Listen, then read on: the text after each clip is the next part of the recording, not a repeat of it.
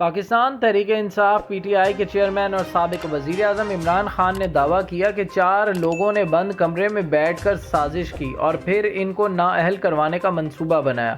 سرگودا میں جلسے سے خطاب کرتے ہوئے سابق وزیر اعظم نے کہا ہے کہ توشہ خانہ کیس کی کھلی سماعت کی جائے، نواز شریف، زرداری، یوسف رضا گیلانی کے توشہ خانہ کیسز کو بھی سنا جائے، دودھ کا دودھ اور پانی کا پانی ہو جائے گا۔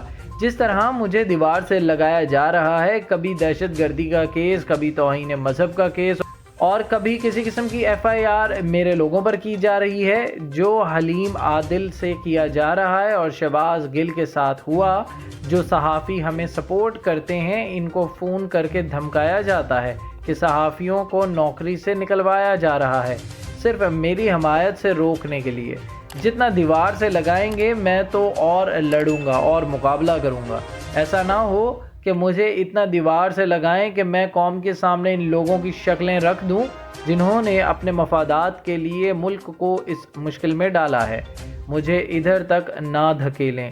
4 مہینے سے صبر کر رہا ہوں، میں اپنے ملک کے لیے صبر کر رہا ہوں۔ میں جب چاہوں اسلام آباد کو بند کر سکتا ہوں، لیکن ملک کے مفاد میں نہیں کر رہا۔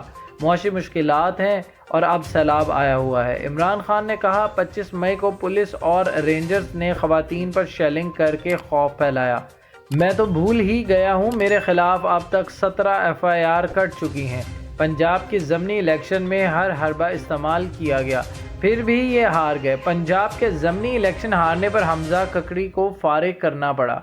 تحریک انصاف کے سربراہ کا کہنا تھا کہ پنجاب میں ضمنی الیکشن ہارنے کے بعد یہ خوف زدہ ہو گئے اور اگر انتخابات کروا دیے تو عمران خان کو 2/3 اکثریت مل جائے گی۔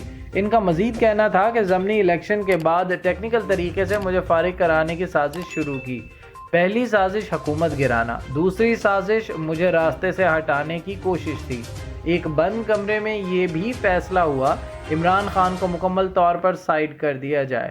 میں نے ٹیپ میں ریکارڈ کرا کر رکھ دیا ہے جس میں ان 4 لوگوں کے نام ہیں جنہوں نے میری حکومت کے خلاف سازش کی اور نااہل کرنے کا منصوبہ بنایا۔ تحریک انصاف کے سربراہ کا کہنا تھا کہ اگر ان کو کچھ ہو گیا تو وہ ٹیپ عوام کے سامنے آئے گی اور پھر عوام ان 4 لوگوں کو نہیں چھوڑیں گے۔ عمران خان نے کہا کہ جنہوں نے سازش کی وہ بتائیں کہ آج پاکستان کا جو حال ہے اس کا کون ذمہ دار ہے۔ میں آج یہ سوال پوچھتا ہوں کہ جب پاکستان صحیح راستے پر چل رہا تھا تو کون سی قیامت آئی تھی کہ ہماری حکومت گرا کر ان چوروں کو مسلط کیا گیا۔ پی ٹی آئی چیئرمین نے چیلنج کرتے ہوئے کہا کہ توشہ خانہ کیس کی کھلی سماعت کی جائے، نواز شریف، زرداری، یوسف رضا گیلانی کے توشہ خانہ کیسز کو بھی سنا جائے، دودھ کا دودھ اور پانی کا پانی ہو جائے گا۔ توشہ خانہ کیس میں یہ سارے ذلیل ہوں گے۔ پلیز ہمارے چینل کو لائک اور سبسکرائب کیجیے گا اور بیل آئیکن پر کلک کریں تاکہ مزید معلومات کا سلسلہ آپ تک جاری رہے۔